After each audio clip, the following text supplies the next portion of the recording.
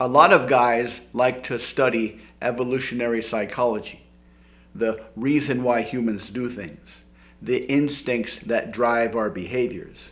And if you are somebody who likes to study evolutionary psychology in order to help you get more success with women, then there are some good parts about that, and there are some bad parts about that. It's always fascinating to learn about human nature, about female nature.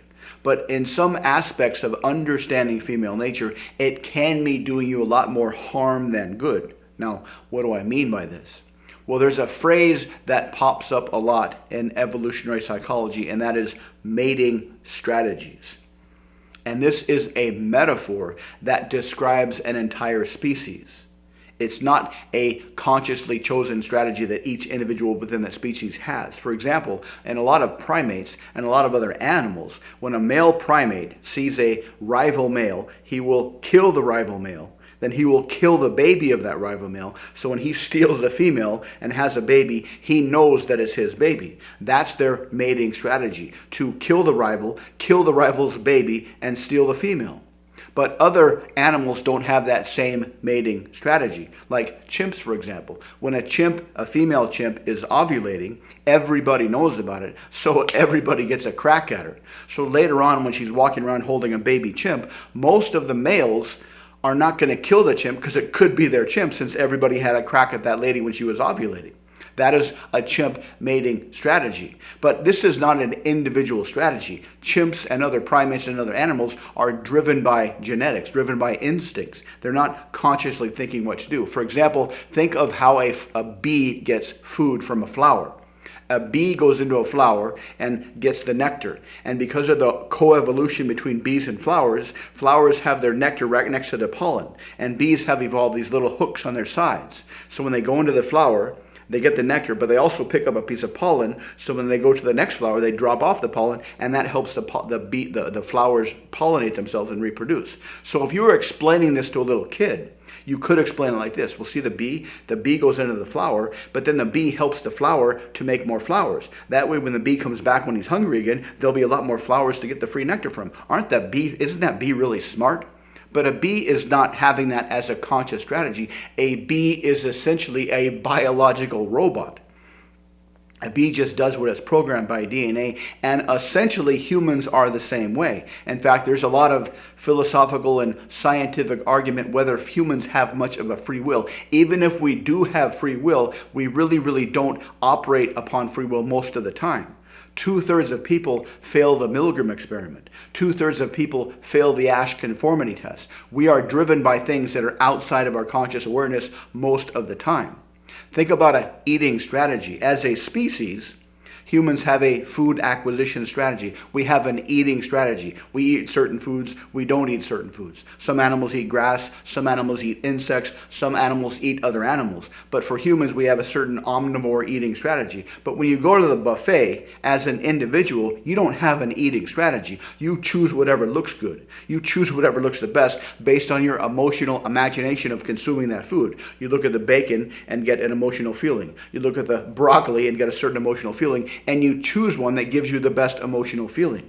So if you're studying evolutionary psychology to understand female nature, to help you get better results with females, you might be making it too complicated. You might be overthinking things. You might be setting yourself up by paralysis by analysis. For example, a woman goes into a situation just like we go to a salad bar, or a dude goes to a salad bar, and she looks at all the dudes, and she chooses the one that gives her the best feeling based on whoever approaches her, based on how they talk to her, and she chooses the one that gives her the best feelings. Now, what variables go into what gives her the best feelings? A lot of variables. Evolutionary psychology, instincts, her upbringing, the kind of family she had, the kind of guy she dated before, whether she had success before, whether she had not so much success before, whatever variables go into her self-esteem. A whole crap ton of variables go into the final outcome of which guy feels the best. And if you're going to try to reverse all these variables before you talk to her, you're going to be on the sidelines for the rest of your life.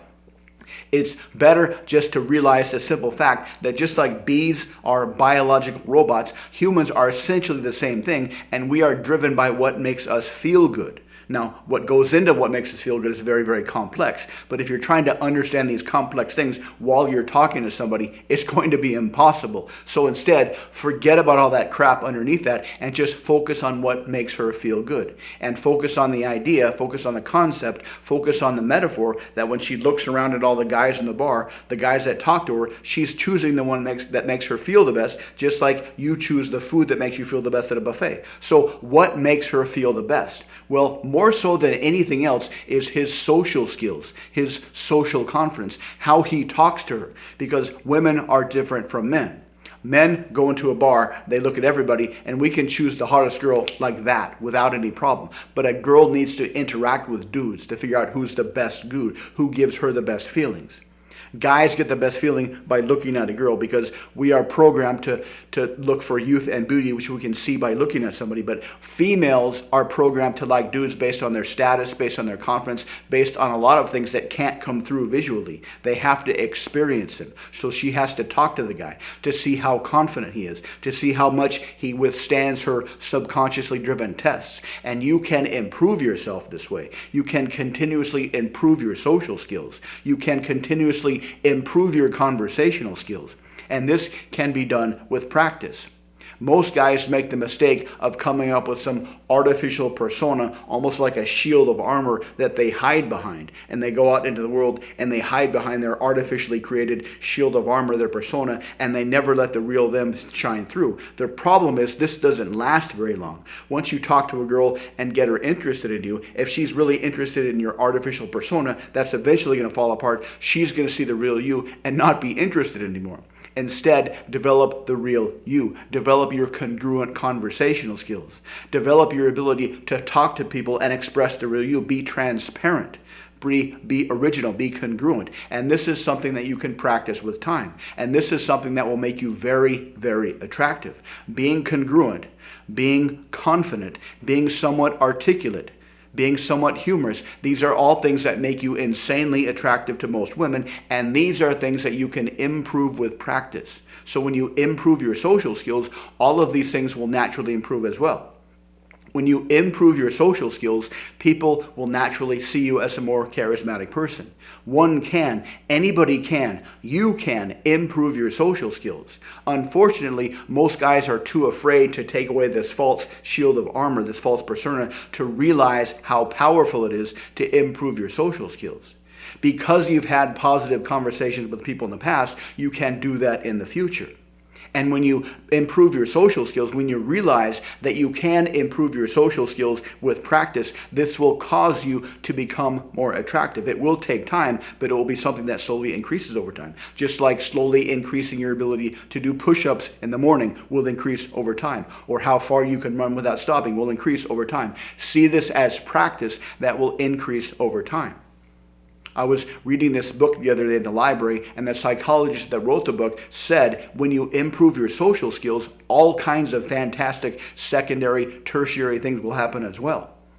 And the more you do this, the more you'll start to crave social situations. Most guys have this big, huge barrier based on social anxiety between them and talking to people. But once you kind of train yourself enough to kind of push through this barrier in very slow, comfortable, easy ways, you'll start to feel attraction to talking to other people because we are social animals. And you'll feel a magnetic pull towards talking to other people. Now, think of all the things that you want to have true in social situations. Think of your recent most fantasy of being able to talk to someone. Think of your recent imagination that you would like to have happen by walking over and talking to people. This is what is possible when you practice your social skills. This is what is possible when you practice your conversational skills. Luckily, you're starting to realize now just how powerful you can be with just a little bit of practice based on your experience, because few things are more important, few things are more powerful in your life, few things are as helpful in your life as developing your social skills. These will help you not just talking to women, not just selling things to people, but how you present yourself to the world, how you present your ideas to the world, how you can build a business, how you can build a social network. And it's not just about talking to the ladies and making them fall in love with you. It's not just about learning skills that will allow you to sell things to people and make a lot of money. It's about how you can increase your creativity, how you express your congruent self, how you express your congruent self creatively and confidently to make other people take notice of your ideas. And so this takes consistent practice. But the more you practice, the better you get. Once you realize that life is nothing but a sequence of events, and each one of the events can be practiced for the next event, then you will be on your way to conversational mastery, to congruent, confident mastery. So think about this. Think about what you'd like to have happen in your life socially. Use that as your guidepost when you imagine your future. Use that as your ambition, and continuously practice your social skills, and get rid of any ideas that keep you stuck on the sidelines about female nature and this, that, and the other thing. Just get in the game, get better, and enjoy the game, because that's why you're here. That's why you're living this life right now, to enjoy the game, to get as much out of the game as you possibly can. So try this out. If you have any questions, let me know in the comments. If you'd like to learn more about how to improve your social skills, check out the links below. Thanks for watching. Please like and subscribe, and I'll see you next time.